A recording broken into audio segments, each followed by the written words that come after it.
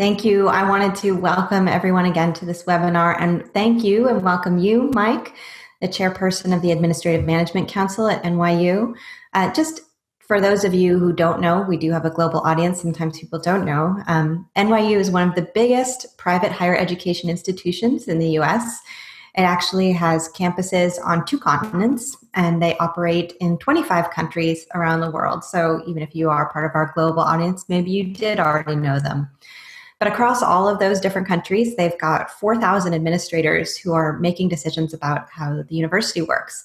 So Mike, as the chairperson for the Administrative Management Council at NYU, coordinates the thoughts and feedback and needs of all of those administrators and helps turn them into policy. And after a very long history at NYU, he has worked in a bunch of different capacities. He's seen a lot of things change. So I first wanted to give you, Mike, the opportunity to introduce yourself, tell us a little bit about yourself and your role at NYU. Sure. Thank you so much, Jessica. And thank you to everybody who's joining today. I see a number of colleagues from NYU, so appreciate you being here and for showing your support. So as Jessica mentioned, I'm Mike McCaw. I'm currently the Associate Director of Academic Appointments in New York University's Office of the Provost. I've been part of the NYU community for more than half my life. I actually was an undergrad student and basically never left. Both of my parents worked at NYU, so I'm technically a second-generation administrator, and feel really kind of close and connected to the NYU community.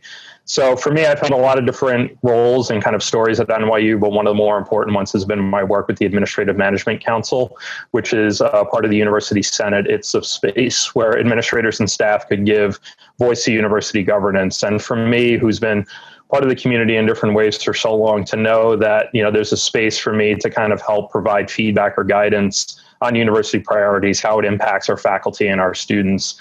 It's something that I kind of felt like was an important calling, an important thing to do thoughtfully. And with so many great people who are part of the AMC, we've been able to band together and really represent the administrator voice well, particularly when it comes to higher education, knowing that the mission is to support the students, to support the faculty. Administrators and staff have a very important role in that, but knowing that we could use our influence in a way to help move the needle on some of these important initiatives is really important, and kind of how you craft that is also equally important. So for me, my story in higher ed has been one that's been pretty cool to be able to kind of grow, physically and then also professionally within an organization, and then to get to a point where I could work with some really amazing people to help, bring some life to some of these great ideas that they had kind of on the back of a notepad or kind of in their head in some way and weren't sure how to articulate it. So it's been a pretty cool ride at NYU so far.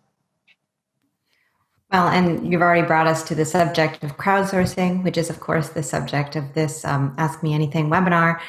And so crowdsourcing for you as part of AMC is called OpenAMC. So could you tell us a little bit about what OpenAMC is, and then how you got the idea to run it in the first place?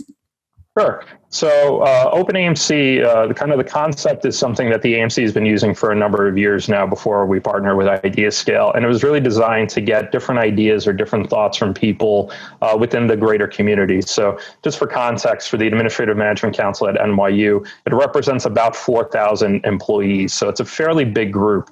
So when you think about having monthly meetings and the room can only fit about 150 to 200 people, there's really no way to get a sense of what everybody's thinking. So the AMC launched this idea of OpenAMC. It's just a way to start getting some of these ideas out there. It's actually the way I got a lot more involved in the AMC. Before, I was just kind of a quiet observer, grab a seat in the back, have the coffee and the bagel, and just kind of observe. But it wasn't until I saw there was a way for me to kind of get a little bit more involved, particularly in an organization that's so big, that I felt drawn to kind of step up. So OpenAMC was actually my first way of dipping my toe in the water within the AMC and posing an idea. So at the time, I posed an idea about starting a mentoring program.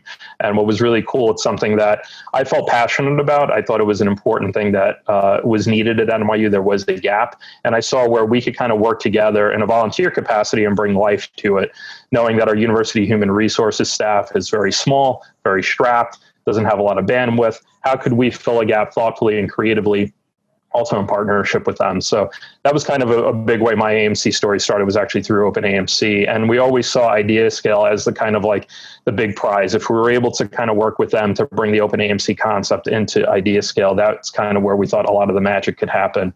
And after a few years, we were able to finally make that happen. And now we've had this amazing partnership that has seen kind of the reach grow exponentially, made it a lot easier to get involved in the OpenAMC community, and made it just kind of part of our everyday work, where people knew if you have an idea that you can't raise in a meeting or bring up in a committee or send it as an email, there's another venue for you to participate. So for us, it was really important to create a space for administrators to get involved in a way that when you know it's 4,000 people, there's only so many times in a meeting agenda, there's really limited opportunity to kind of make a splash, pose a question, submit an idea. So OpenAMC was a really important tool for us to kind of stay connected with the community, and also create voices for people who might not otherwise get involved. When you think about, kind of who gets involved in AMC, it tends to be more type A's, people who are a little bit more comfortable speaking in front of a large room, giving public presentations, leading some efforts. So we're really losing a lot of perspective and insight from people that, otherwise it was hard to get. So to have something that was simple and easy and kind of welcoming to people to start getting involved was really important. So OpenAMC has been and continues to be our way of not only getting new ideas and kind of getting some, crowd attention on it, where things we could see if it ranks very high, if it's something that requires a little bit more conversation, but also just getting newer voices. I think for me, that's been the coolest thing to see. Just people I kind of quietly observe, or kind of in my head picture as high potential AMCers, and then to see them get engaged in the tool and start submitting some ideas and starting getting productive in that way, and then quietly tracking them, see do they end up running for an AMC elected position in the future? Do they start raising their hand a little bit more in discussion? So it's been kind of cool to see, but really at its core, it's been about getting these different ideas, but then also getting them from different people. So you took that concept of the brainstorming and open concept that happens in a room, and you've made the room a lot bigger and stateless and easier to share the mic. And what I really like about it is what you said. It's not just about the ideas that you're gathering, but the talent identification that goes along with it. Of course, that requires some work from you to nurture that potential leadership, but that it's become a tool for you guys to do that as well. So I was wondering if you could share some of the ideas that you've implemented as a result of the program. Sure.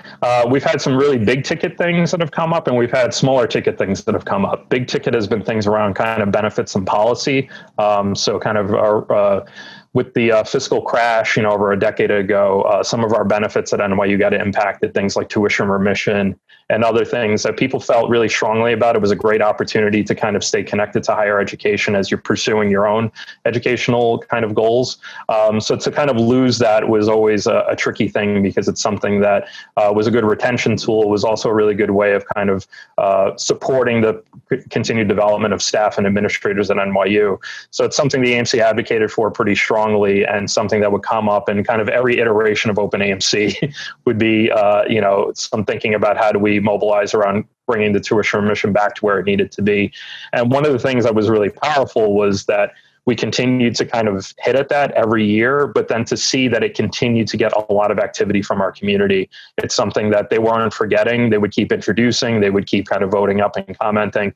So now, before it was more anecdotally, we would say, people seem to miss this and really want it, but there was no real evidence to back it up other than we've heard it from people. So when you have something that's an idea scale where you could see it gets voted up to a certain threshold, has a lot of comments. Now, when we're talking to senior leadership about this, we have some numbers behind it, and they could better understand why this is an important need. So after many years, we were finally able to get that benefit re-enhanced. So a lot more people could take advantage of that opportunity, which is phenomenal, especially in a COVID world right now, where things like promotions and merit increases and things of the like are pretty much stalled because of the financial constraints. But knowing that you could still professionally develop yourself, in an academic sense, where take some certificate classes, pursue a degree. So things like that have been really kind of important wins, where we were able to mobilize more of the OpenAMC numbers to kind of advocate for that benefit. So that's really one of our more high-profile wins. one that was like kind of a lower hanging fruit, but something that helped. The way our academic calendar landed last year, everybody was going to be coming into work for one day before the holiday break. Just kind of a intricacy of the way the registrar calendar got built out that year. Somebody caught that very early on, and I think in March, and they said, "Hey, listen, is there any way we could advocate to get that day off?" It provoked some conversations. When this happened 10 years ago, kind of the same situation, we were able to go back in our archive and find a letter that the AMC sent to the Senate requesting that day off. And it took a while, but we were able to get it off. And it was something that was nice because, again, for many of us, we all kind of missed that went under our radar. Somebody was able to bring it up in OpenAMC. It gave us an opportunity to do a historical look back. We're like, oh, this has happened before. We don't really have to reinvent the wheel. And everybody got that day off with no penalty to their vacation time. So that was kind of another nice story of a way to just kind of mobilize around something tangible. And then more recently, as many places of higher education and other organizations dealing with issues of equity, diversity, and inclusion, and how that might look kind of on campus, and how that might, potentially get rolled out. So we've had a lot of interesting ideas and thoughts posted about topics in that area. It's given us an opportunity to kind of reflect again, with current times, but also opportunities that we've seen over the years. So we're hopeful that, now is a good time to kind of be reflecting and also getting creative in how to tackle it. So it's something that we hope in the next, months and even years, we could point to another win through OpenAMC as kind of this renewed focus and attention on diversity, equity, inclusion, and belonging. Well, I think those are all great examples, and they kind of highlight a few different things. Sometimes it's not about the totally new idea, like you knew about tuition remission being this huge value add to your community, but it's about like all of the additional data that comes with it, not just the like number of people, but maybe what they can add about what other institutions are doing or their legacy knowledge, and then how the spotting that kind of defect in the academic calendar, was something that had gone unnoticed by you guys. So even those small changes, like just having, 4,000 sets of eyes on, excellence obviously makes a difference as well. But you have already brought us into 2020, which is what we want to talk about, is how crowdsourcing is impacting some of these trends we're seeing today. So I just want to I'm going to ask some questions about that, but I want to remind the audience, of course, that feel free to add your own questions in. We'll be monitoring both chat and the Q&A if you want to put those in as we go. But you already brought up diversity, equity, and inclusion and how that's, what your new approaches might be. So I was just wondering, how are the diversity and inclusion challenges different than other challenges that you've launched on OpenAMC?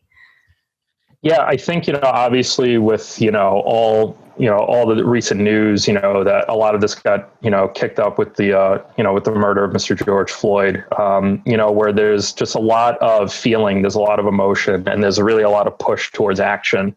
So the way NYU has positioned OpenAMC with our administrator community is a way to kind of really respond in the moment to things that are at top of mind. So we saw a lot of activity, in early June around this, and things that, administrators and people in the community thought we could start addressing. What are some strategies? What are some things that we could start focusing on real actions and not less about let's talk about it and say we're doing this. Let's think of some tangible things. And kind of in a COVID world, it could feel very isolating. Jessica, I've shared with you before, what's interesting this year about OpenAMC is how much of kind of pre-COVID I would bump into people on campus, and they would mention an idea that they were thinking about, and I would say, pull out your phone, put it on OpenAMC, let's get some votes, and they would do that. They would put it in there. They would see me upvoting it, or, they would see me telling other people, hey, check out this idea. So there was kind of this more kind of natural grassroots way to have some of these conversations and ideas posted. And then when you get into bigger, weightier, deeper topics like diversity, inclusion, and belonging, which, for a lot of people, just to kind of talk to somebody and think it through a little bit, and there's a lot of emotion in there. So how do you kind of still capture that to show that it's something really important, but then also come up with something creative and tangible? So I'm personally feeling the absence of that, being able to bump into people and kind of talk about some of these things and get things posted. But I do feel encouraged that people feel empowered to actually, post this. And the way we have our idea sale campaign configured, by default, everybody is public. You could then choose to be anonymous if you want to. And we do see kind of more of the controversial ideas people choose to be anonymous. But, this was a pretty interesting point where for most people who posted ideas or suggestions around diversity, inclusion, and belonging, they chose to remain public. And in many ways, I think to show that they were in solidarity with the members of our community who felt really impacted by this, but then also to have a little bit more kind of, for lack of a better word, skin in the game, to say, hey, this is me, this is who I am, and I really want to commit to doing this work. So, I've been inspired to see that so many of the topics around diversity, inclusion, belonging, and equity, they tend to get posted. They tend to get a lot of activity, like almost immediately. There's always a big flurry, but it's also a sustained flurry. So you'll have those first couple of days where people are really interacting. And then weeks will go by and people are still posting comments and they're still posting ideas. So it's something that we also want to closely monitor, because for a lot of people who might be a little bit newer to some of these conversations, there's a need to kind of get information and education. And we don't want to overburden any of those people who kind of went out and put their neck on the line to put an idea. And now people have kind of a question about the idea that's really just kind of curiosity. Like, is there a little bit more you could tell me? But we want to make sure we're not putting the onus and ownership on that idea submitter to now educate somebody on, 400 years of systematic racism that's occurred in the country, So it's very much a delicate balance of how do you get these conversations going? How do you support educational opportunities? And how do you not overburden the idea submitter to now kind of be the educator or the person who is now kind of vouching or validating some of these thoughts, because, there are things that are very obvious and there are things that are kind of clear next steps on what a university could do to start addressing things.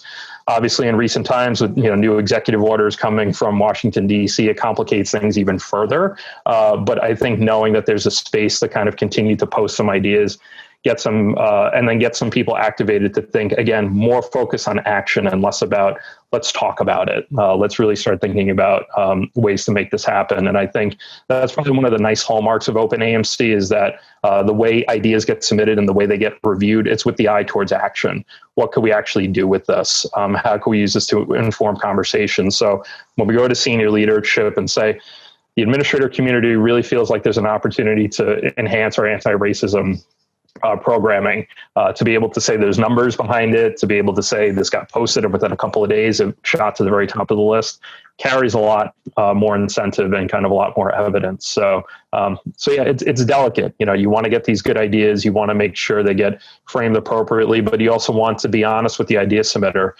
It could get 1,000 upvotes, but it might not be the right time in the university to kind of explore it. So it's not to say that it's not part of our values, it's not part of our mission. It's just about, let's find the right time to kind of thoughtfully do this. So I think it's also managing some of those expectations when you have things I've very clearly translated into wins and something actionable, just making sure people understand a lot of these things take time. And when it comes to diversity, equity, inclusion, and belonging, those are things that are really going to take a lot of time, because if you're going to roll it out, you want to roll it out thoughtfully. Well, I feel like in all of that, there are a lot of good takeaways that we recommend to our other customers. One is the difference that your leadership eye makes on these things. I love that people would put their idea that they had originally shared with you on OpenAMC, and then they would see that you are on there voting and commenting on those things. So they know that there's real attention, and therefore the expectation that real results will happen too. And also really interesting about the anonymity. I think the idea scale anonymity feature, one of its key reasons that why we have it is so it can be used for sensitive topics where people might feel vulnerable. So, diversity, equity, and inclusion, obviously an opportunity for that, but that you've given them that option, but most people have chosen to be public anyways. So that's really interesting. And then I also think it's very interesting that you continue to share those milestones along the way, knowing that some of these projects are going to take a long time, so that people know that even if it's not delivered yet, that there is a future state where they can expect to see some of these things. We've had a few questions come in about engagement. Some folks want to know, what levels of participation have you seen since you've launched OpenAMC? But then also, how are you garnering participation to get people to participate? Yeah, so when we partnered with IdeaScale, that was kind of the big relaunch rebranding of an OpenAMC, and one of the probably the more important things. The other tools that we previously used had limited access. So, of the 4,000 administrators at NYU, the other tools we use, we can only allow like 100 or 200 to actually interact with the tool. So they would, if somebody had an idea, you almost had to find the person who had access, and then you were kind of putting your faith and trust that they would actually post it. So what's really been really great about using IdeaScale is that everybody has their own account. So all of our 4,000 administrators are able to go in and kind of do what they need to do. So we've seen kind of participation spike when we kind of have a more major announcement or kind of a big initiative. So when we kind of first rolled it out, we had a lot of people interacting with the tool. Over 70% of our population, logged into OpenAMC and did something, whether it is that they voted or posted or commented, they did something, which is really cool to see. But again, that came with a really targeted marketing campaign where we pushed out a lot of things about this campaign being launched. When we saw numbers dip a little bit, we got creative. So NYU IT offers this really great event called Share Fair. So it's different parts of the IT infrastructure. We'll talk about different projects that they're working on, things that are student-facing, research-facing, faculty-facing, and whatnot. So the AMC team that I was part of at the time, we submitted OpenAMC as like a poster presentation for the Share Fair. And what's really cool is that, we had different people from around the community come in and see our poster. We had amazing graphic design, and people on our communications committee make some really nice posters for us. And then we were giving out swag. It was like an AMC umbrella, an AMC mug. And what we said was, we'll give you this umbrella if you take this iPad, log into OpenAMC, look at something, and vote something up or down or comment on something. So people really wanted that umbrella. So they really started getting more involved. And what was cool was not just kind of that spike of getting the umbrella and interacting with the tool. We saw for a few weeks after that people started interacting a little bit more. Anecdotally, we think it's because people started saying, "Hey, I got this cool umbrella, and I did something on OpenAMC, and it sparked someone to do something." So kind of thinking of these like smaller ways to kind of get news and word out. And really, we see a lot of uptick in participation when something major happens. So a big university decision, a big announcement, kind of a shift, particularly around COVID. We saw a lot of activity pop up in OpenAMC. So in terms of participation, we have a lot of interaction from folks. We see a lot of it tends to be in voting and commenting. In terms of idea submitting, it tends to be a little bit smaller in terms of how many people submit ideas. But once something gets posted, people tend to interact with it. And then again, we found kind of big things happen, big things in university, or when we send out some more targeted communications where we kind of say, "Hey, OpenAMC is really looking for more ideas." One decision we have made is to keep it as an evergreen campaign. So as opposed to doing little sprints, which are really good things to consider if you're doing a crowdsourcing campaign with IdeaScale, maybe you make it time limited around a specific topic. We've kept OpenAMC open at all times. The idea being that whenever you have that flash of brilliance or that thought, you go in and you post it. It's the same link. It's the same place that you got used to. So for us, we also see kind of peaks and valleys, knowing that it's always open. Start of semester tends to be a nice uptick of activity, middle of semester, end of the semester, kind of with the natural ebb and flow of the academic year. So in terms of garnering participation, I think, where you can kind of communicate is really important. And then also how you kind of message it to your senior leadership. One thing that's really great about NYU is that we let senior leadership lurk on OpenAMC so they could always kind of see what's happening. We make it very clear that if it's on OpenAMC, it doesn't mean that the AMC is advocating for it. It's just this is what people are thinking. So then when we do kind of say, "Hey, this was on OpenAMC and we want to elevate it," it kind of has that buy-in from them. So our leadership sees OpenAMC as a way that we kind of brainstorm and think things out loud. And that helps because, we've even learned some senior leaders talking about OpenAMC with their staff or with their teams. So it adds that legitimacy if you know that, other people and people in positions of power or influence are talking about it, it helps. So to have kind of a champion outside of your campaign who could kind of spread the news or kind of endorse it in some way goes a long way where people then feel a little bit more inclined to participate. And so I'm hearing that people are talking about it in meetings, like the senior leaders talking to their teams about it. You guys did this event with the IT department. You're doing emails. And one of my favorite, actually, email hacks that you taught us for increasing engagement was something that you presented on, your team did at Open Nation, where you took ideas that were a little bit contentious or a little bit fiery, and you would push them out and say, look what's getting attention. And that would bring people in because they want to weigh in on something that was sort of a flashpoint. But are there any other channels besides those email meetings? Do you push it out on social ever, or? Yeah, so we don't have a social. Yeah, we don't have a social media presence for our council just because it's part of the Senate. So we've actually debated a little bit. Should we have like an Instagram or a Twitter? And we've kind of opted not to. So another thing that, in addition to kind of emails, we do have on our AMC website different plugs for OpenAMC. We have a kind of getting started with the AMC and how to get more involved, where come to a meeting, join a committee, and we have OpenAMC as another way to get engaged. So, and a lot of our communication efforts, we do highlight that as a way to get involved. Some leaders within the AMC have like an OpenAMC signature tag in their email signature. So there's a way to kind of draw a little attention there.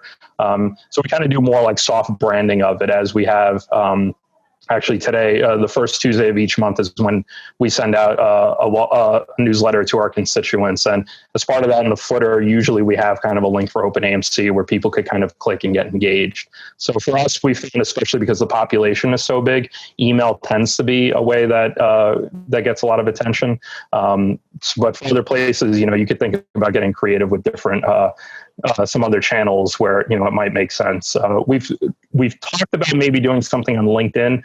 We're thinking about creating a LinkedIn presence for AMC. That's still kind of in its infancy, but that could be another kind of natural vehicle to promote OpenAMC through that channel as well.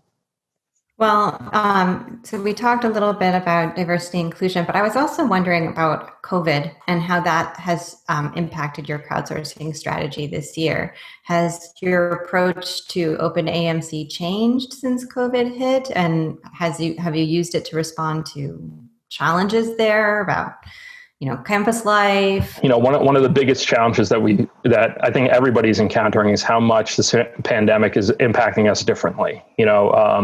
We're all dealing with different issues, and for some, working from home is an amazing thing. Now you don't have to worry about a commute. But for those who are caretakers, who might have young children or elderly that they're taking care of, if your Wi-Fi sucks, like these different things that are now popping up that are really, creating divides. And I think, especially when you're trying to create a community space where you want people to feel like, you're being heard, that your idea is not just being shared in a vacuum, but then also understanding that it doesn't really impact everybody in the same way. How do you message that? How do you communicate around that? So I would say the biggest shift that we made kind of now in this pandemic situation is just kind of communication.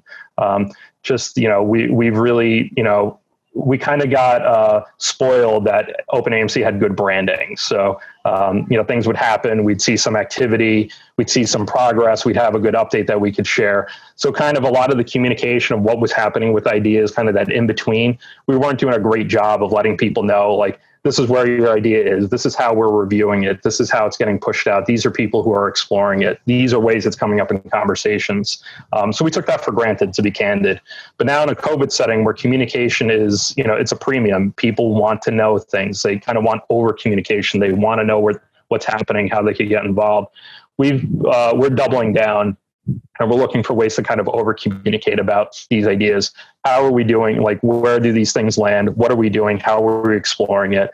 Who are the people who are even reviewing it? So I'm really excited. There's a number of folks on the call here who are part of a new OpenAMC working group, who are dedicated people who are looking at each idea, evaluating it against a rubric, and then making decisions and helping communicate that out. So we're in a really good spot now where we're starting to look at kind of our latest influx of ideas, also going through our backlog and really recommitting to communication, because I know, like many of us in higher ed, you're kind of constantly refreshing your inbox to see a message from your provost or your president about something that might be happening. And, in many ways you might feel like there's under communication, and there's probably good reasons for that. So for us with OpenAMC, we kind of want to go more that over communicate route, just letting people really know where things stand, how we're able to kind of move the needle on things, and just letting them know they're not speaking into a vacuum. Probably one of the worst feelings anybody could experience if you're in a meeting and you share an idea and it's kind of met with silence, right? You don't know if it was a great idea, if it was a sucky idea. You don't know kind of where that landed because no one reacted to it. So knowing that translates into, you post an idea on Idea Scale, if you're not really hearing anything, if you're seeing kind of immediate upvotes, downvotes, but then you're not knowing where things landed, it's not a good feeling. And you want to feel like you're participating and contributing. So for us, kind of recommitting to just kind of over communicating. I would say that's been our biggest shift since COVID. And then in addition, just seeing the different ideas that, people are really getting impacted in different ways, like I said before. So how do you acknowledge that? And then how do you try to mobilize around it, knowing it's not going to benefit 4,000 people? Maybe it's only going to benefit 40 people. How do you restructure or reframe your decision or your strategy, knowing that it's only going to be a small pocket of people? So I think probably more than anything, this pandemic and in regards to OpenAMC has helped us with empathy building, just understanding what people are going through and then what we could do to kind of give them some support or resources or help communicate out some of their ideas. Really love your point about just over communicating on things as they progress, because I think it's true. Delivery breeds trust. That like you have no better engagement strategy than showing that you're going to do something with these. We had another client actually who, some big ideas or impactful ideas, as you say, take a long time. So what she would do is she would take a picture of the meeting in which they were like discussing or planning or project managing, whatever that idea was, and post that periodically. So people know like, no, it's still in progress. We are paying attention. Even if we don't get to it right now, it's being worked on. And so that default to more communication makes a lot of sense to me. I was just wondering what parts of your strategy can be used, do you think, as a template for other university initiatives and other universities for that matter? Yeah, so within NYU, what was really cool is we were able to pivot over the summer to have a COVID-focused campaign. So senior leadership wanted input from the community around our return to campus plans, and they were very interested in using IdeaScale for this, knowing that the AMC already had a campaign and a relationship. They said, hey, could we partner with you and kind of create this time-limited campaign to get feedback from the community, so including faculty and students. And what was nice for our campaign, it's already set up for administrators. So in terms of configuration, it wasn't a huge lift to now include those other populations. So being able to kind of have something like IdeaScale kind of in your back pocket when something big comes up, where you could either have, a COVID-focused campaign that's more of a 2-week sprint, or you could think about larger process improvement-based campaigns. That's something that other parts of NYU have leveraged IdeaScale for. Even affordability, especially as the financial purse strings get a little bit tighter these days. So for us within NYU, we've been able to pivot towards very specific things and make it more sprint focused. Like how could we get some ideas within like a 2 or 3 week period? And then again, where it's really been helpful for us has been the support from senior leadership, when you could have the president of the university kind of include in a message, hey, we have this special campaign, really hope you will participate. And the AMC gets a shout out as being a partner. So it makes us feel a little bit better about the work that we're doing. And it further endorses OpenAMC for us. If now our community says, oh, wow, NYU is using OpenAMC as a way to kind of get these ideas, that seems more important now. So it's kind of a win-win for all those involved. And then for other people who might be thinking about, things, I would say, time-focused campaigns are really powerful. It's a way to kind of get some targeted conversation going. And you'd also think about, how you frame those campaigns. Not everything has to be an idea. Thinking about questions, maybe questions that kind of come to the top of your mind and getting responses to those. That's something that we're thinking about in the AMC, is just posing a couple of questions, let people react to it, respond to it, kind of get a temperature check without having to do another long survey or kind of belabor time in a meeting to have a conversation, where you can get more of a quick pulse check.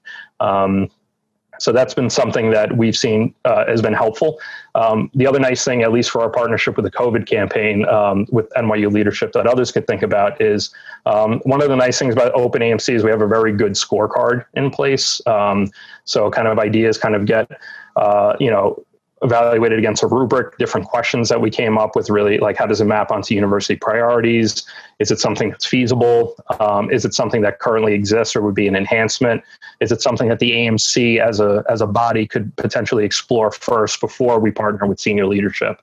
So kind of these set questions that each idea gets kind of rated against. And when we partnered with NYU leadership on the COVID campaign, we said, not that you would necessarily need to copy this rubric, but having a rubric really helps to be able to kind of explain and define kind of the whys or the thinking behind the decisions.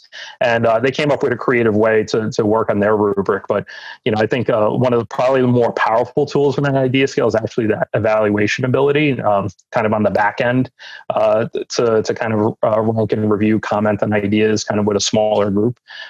It really helps with messaging. It helps with communication. It helps with education, where you can now say, this is what makes a good idea. If you consider this, and this is, these are the kind of hallmarks of what a good idea might look like. So knowing that, there's kind of thoughtfulness going behind kind of the review portion too, I think is also just as important as kind of starting a new campaign and kind of getting good communication around it, figuring out how you're best going to evaluate it, create some action around it, and also communicate against it. Well, I had asked you earlier if you were comfortable giving us a preview of OpenAMC too. So I would love for people to be able to see how you've configured it, what that looks like with your always on campaign, if you're still comfortable sharing that. And yeah, then sure. Another question came in, which maybe you can answer as you share the community, is how many NYU employees oversee or manage the platform? So in terms of number of people who monitor this, there's actually a few people on the call. So I want to thank them for giving even more time to OpenAMC. Thanks, guys. So we have a working group of about 10 people who are dedicating time to look at the ideas and kind of manage and monitor, the entire process. So it's it's a big effort. It's a good lift. It's probably a couple hours a week on top of normal day-to-day jobs and just living life. But there's a lot of power kind of in that group of people.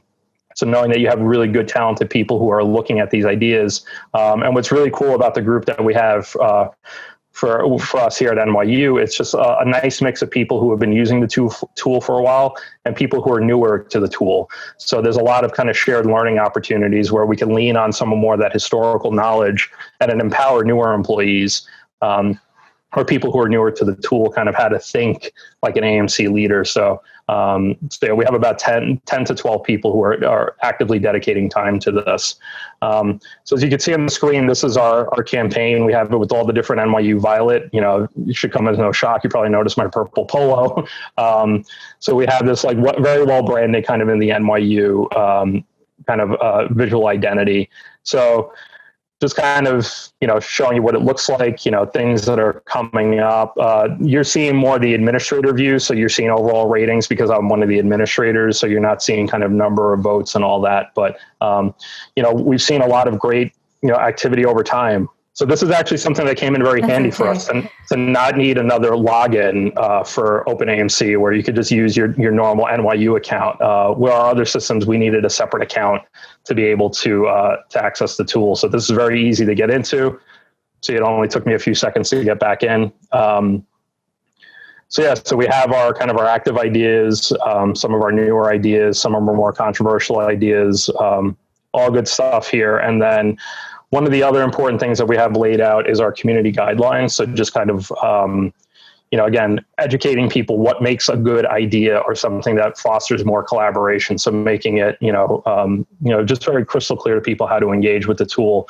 We don't have to do a lot of policing or monitoring of this, which is great. There are some times where some more kind of heated discussions will pop up in the comments, and we do have some really great people who kind of step in and try to make the conversation a little bit more productive. But for the most part, because we have our community guidelines very clear, it tends to be a very well organized place for thoughtful dialogue. Think of so I'm just thinking, my wife is a dog trainer, so we spend a lot of times in dog parks, and where the dogs just kind of run around and eventually they kind of figure it out. They figure out the best way to play. They kind of keep each other in check. We're seeing that with OpenAMC too, where people kind of figure out how to best engage, but the community guidelines definitely go a long way. And then from an administrative standpoint, we have some funnels set up. So as ideas pass through certain thresholds, they go through different stages where it allows them to kind of review and assess. And then we're able to kind of report out on the status of each idea, which really helps with kind of transparency around the tool.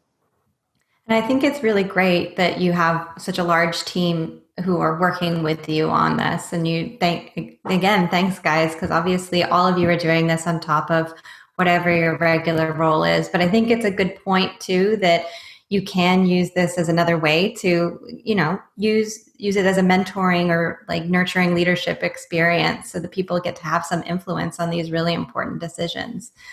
So it makes it a value add instead of just something people have to fill their time with doing.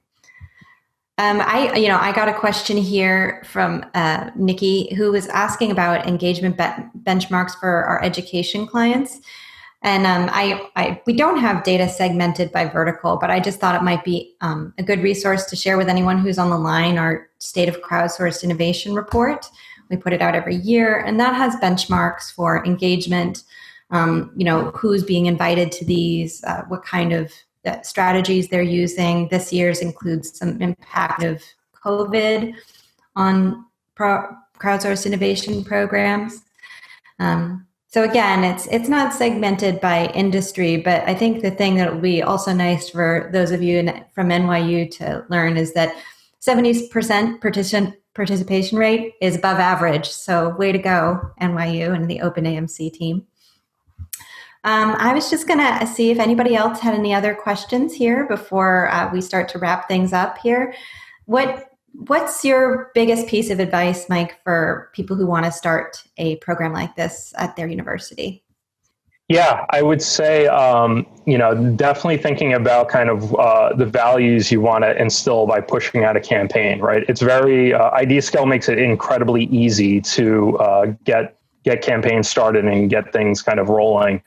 So I think having those guiding questions, what is it in terms of, what are your benchmarks? What are your goalposts? What is your communication strategy?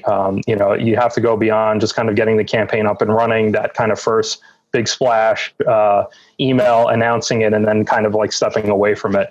How are you going to keep your community engaged? Because kind of in those early stages, as you get more people involved, people are going to be quietly observing. They're going to see what happens with those first few ideas that get posted, that get a lot of traction. What are kind of the next steps? And then, if you're able to do a thoughtful job on that, you should expect hopefully a second wave of people, like people who might have been kind of taking a back seat. They just wanted to observe. So, and a lot of times that's where you get some really, really interesting feedback or really interesting ideas from those people who are kind of engaged and they want to say something, but they're not quite ready to do it yet. So I would say plan for that second wave, even beyond that first wave. That's probably one of the more important things you could do.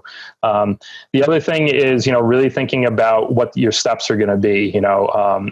Initially for us, we were overwhelmed when we first launched this on IdeaScale, the amount of ideas we got, and how do we even start mobilizing around it? There's so many great ideas. How do you prioritize them? How do you come up with strategies? So the more kind of legwork you can do beforehand and figuring out what are your rules of engagement, how long can an idea kind of sit there before you do something with it or communicate out about it?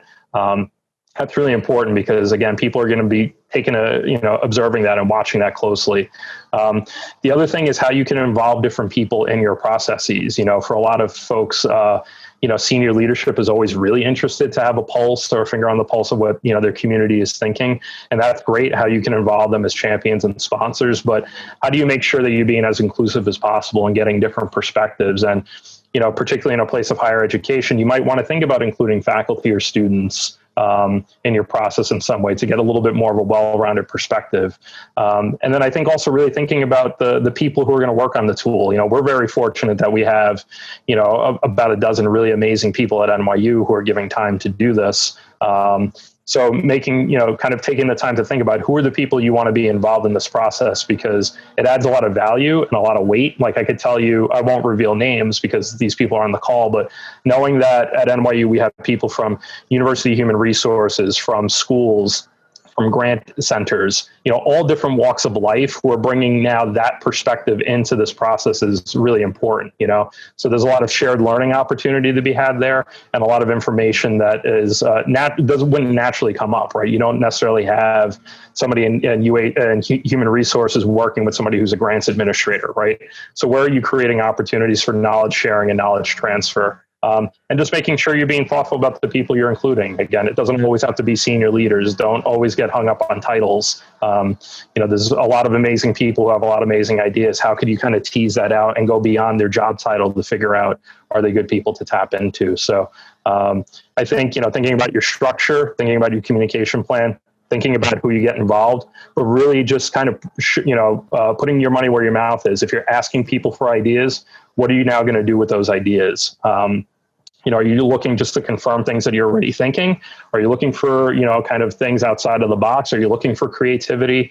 Kind of the way you respond to those ideas is going to shape the type of participation you get. And just, thinking about that and thinking that through. And I would say more than anything, plan for that second wave. You'll get those really eager people who are like, oh, this is cool. I want to get involved. I want to get my voice heard. And that's great. But how do you get that next slice of people a little bit more involved and knowing that it might take a little bit to warm them up? Think about incentives, things about recognition. We used to use the Idea Scale leaderboard, the scoreboard, which I'm super competitive. So to know I was earning a couple of points each day was really cool. I like being, close to the top of that list. But we thought it kind of was taking away a little bit from what we were trying to kind of deliver. We wanted these newer ideas and we didn't want it to get too competitive. But, where you can recognize people who are actively contributing to the tools, another good way of, again, encouraging that second wave of people to get involved. Well, I think that's all really good advice. You guys are living so many of the best practices that we recommend. And thank you so much for taking time out of your day to talk to us all, giving us a view of your backyard. Obviously, I'll be sharing this recording with everyone who joins, but thank you so much, Mike. We'll talk to you soon. Thanks, Jessica. Appreciate the opportunity. And thank you all for joining. If you have other questions, happy to be contacted. I'll drop my email in the chat. Always happy to talk Idea Scale. And again, I just wanted to give a really big shout out to all those on the from the NYU team who are here today. Thank you for the work that you're doing in Idea Scale. It's super important. And it's particularly relevant now in these uncertain times where knowing that we have good people who are soliciting feedback from the community goes a long way. So keep up the great work.